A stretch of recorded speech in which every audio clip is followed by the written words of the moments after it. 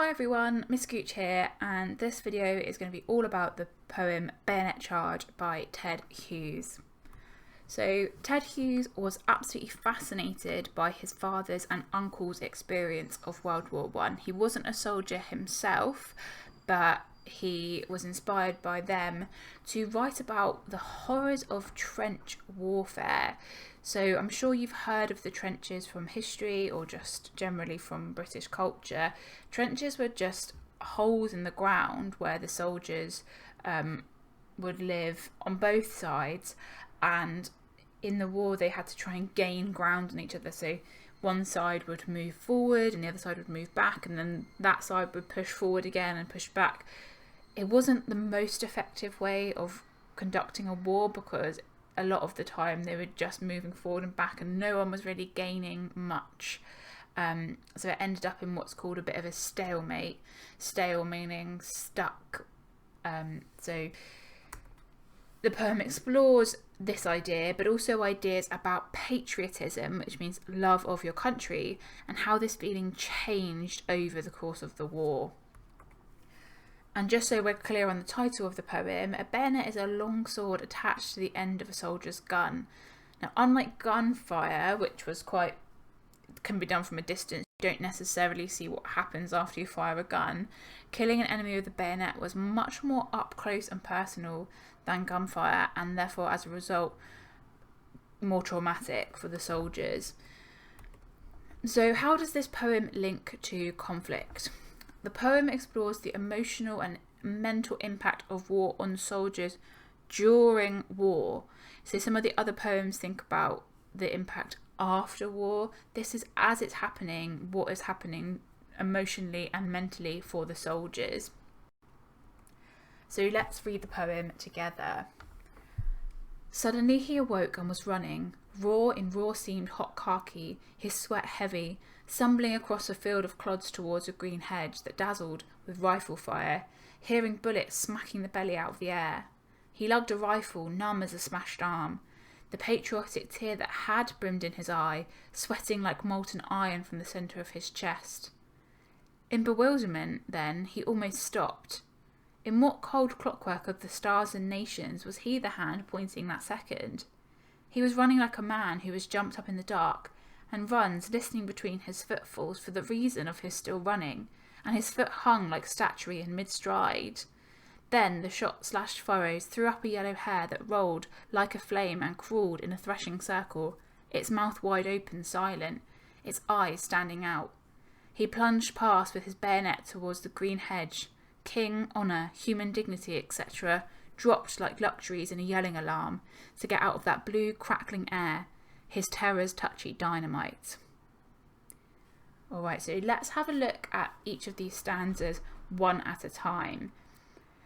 This first stanza then, it's all about that experience of war where at any moment the unpredictability of war would mean you have to just jump up and keep going, and we see this through obviously that opening line, and the urgency is running, he's sweating, and we see how awful the conditions are, stumbling across the field of clods is like thick lumps of mud towards a green hedge, dazzled with rifle fire, bullets smacking.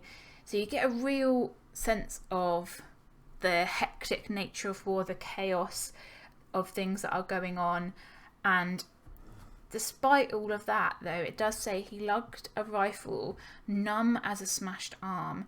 So you do get the sense that despite everything that's going on up here, the soldier himself feels quite numb to it all. And I imagine this would happen after a long time at war.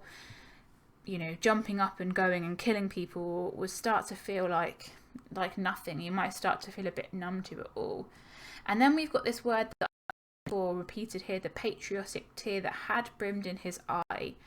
So you may have seen posters like this before. This is a propaganda poster that was used to recruit men into war. So this one says, "Britons want you.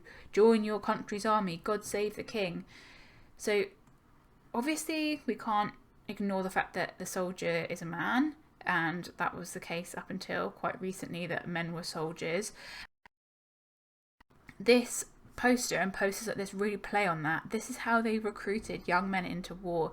They made them think that they were wanted, that this was the ultimate manly thing to do, this was the strong and the right thing to do, and then they'd get into war and the reality would be much like this at the top of the stanza, what's explained here, this kind of chaos, this horrible environment to be in.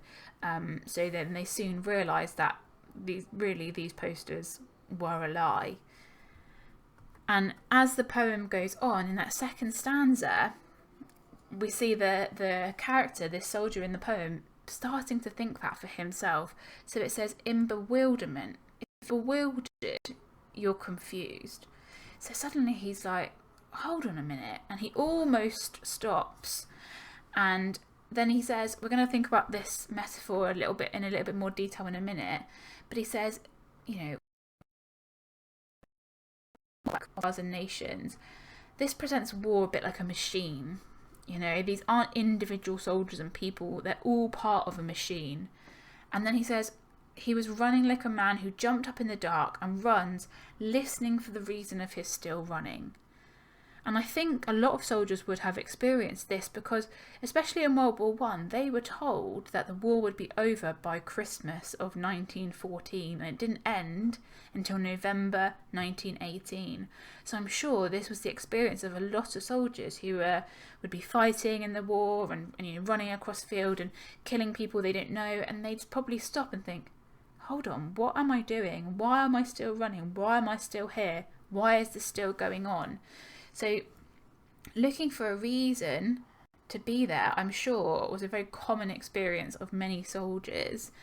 And then in our final stanza, we've got this image of a yellow hare that rolled like a flame and crawled in a threshing circle, its mouth wide open, silent. So he sees this image of a hare being thrown up by the gunfire, and that's still this kind of slow-mo moment that he's having where he's nearly stopped. And then suddenly he has to keep going again. Obviously, if you're in mid-battle, you can't just stop and start questioning everything. You have to keep going. So he plunged past, he carried on towards the green hedge. King, honour, human dignity, etc. dropped like luxury. So all those things that he was told are important and were important to him, he's got no time for in this war. He has to drop them because he has to just stay alive and think about how he's going to get out of that blue crackling air. And this final image of the poem, this final word here, dynamite, well, that links really back to the idea of the unpredictable nature of war. You never know when dynamite's going to explode. He never knows when he has to jump up in the middle of the night and start running, or when someone's going to start firing at him. So it ends in that unpredictable nature of war again, just to show how awful the experience was. So if we return to this, the poem explores the emotional and mental impact of war on soldiers during the war, soldiers who are actually fighting in the war. I think we can see that through what we've just explored, but let's take a little deeper delve into some of the language. So this opening line, suddenly he awoke and was running.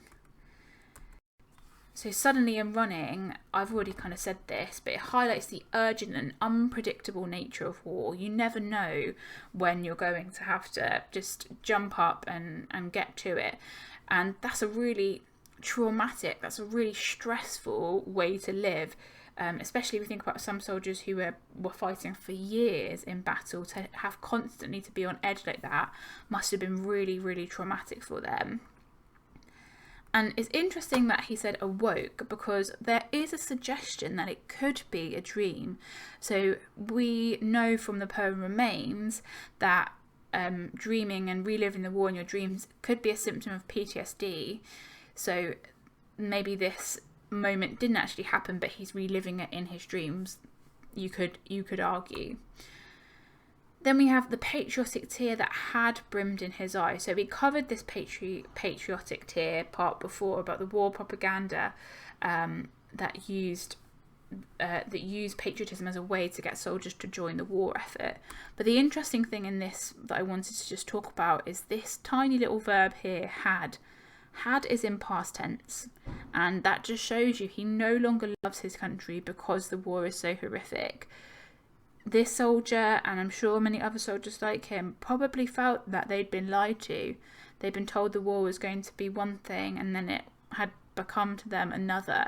So it's interesting the choice of past tense there. Then I want to return to this metaphor. So in what cold clockwork of the stars and nations was he the hand pointing that second? So we've said already about the metaphor that presents the soldiers as part of a machine, the cogs and the wheels in a clock. They are essential, because otherwise the clock can't run, but they're not really cared about, and that's emphasised by the adjective cold, which suggests no feelings or care. And then this metaphor is developed here, where he's comparing himself to the hand of a clock, which shows the soldier's complete lack of control. So time cannot be controlled or stopped, and neither can war. So we get that, like I said, that idea of lack of control. Looking at another really powerful image, threw up a yellow hare that crawled in a thrashing circle. We could see these hares as a metaphor for the soldiers. A hare is like a bigger version of a rabbit, and they are hunted and they are totally defenseless. So we can see how that might link to a soldier. And this poor yellow hare is crawling around in a circle, which we could link to the soldiers themselves being trapped. If you're going around in a circle, you're trapped in that circle, you're trapped in the cycle. So just like these soldiers who can't escape. In a line further on from this about the hare as well, it says its mouth wide open, silent. And we could also link that to the soldiers because they couldn't say anything, they couldn't speak out about war, they had to remain silent about it, just like this hare with his mouth open, like he wants to scream but he can't. And then finally, king, honour, human dignity, etc. dropped like luxuries. So I want to think about this word etc. Etc. is used when you want to continue a list of similar things. You might see it in work. It just shortens it to say etc. And the things in this list are important, but it shows that the war has left no time to think about them. The only thing these soldiers can think about is staying alive. And that's emphasised by this simile that shows there's no time to think about basic human things like, being honourable and having dignity. There's only time to stay alive. And then I want to think about this dash at the end of the line here. So a structural point to be thinking about here.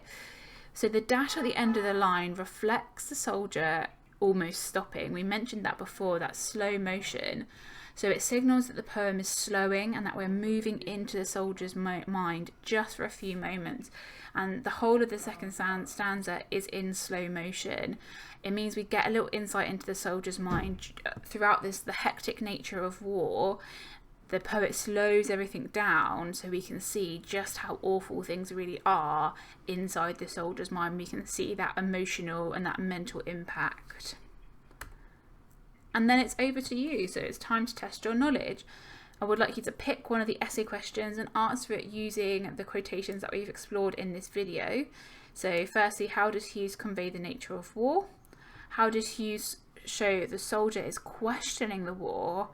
And then for the shine question, to what extent is Hughes criticising the war? So select one of those, hand them into your teacher for marking, and tune in for the next video.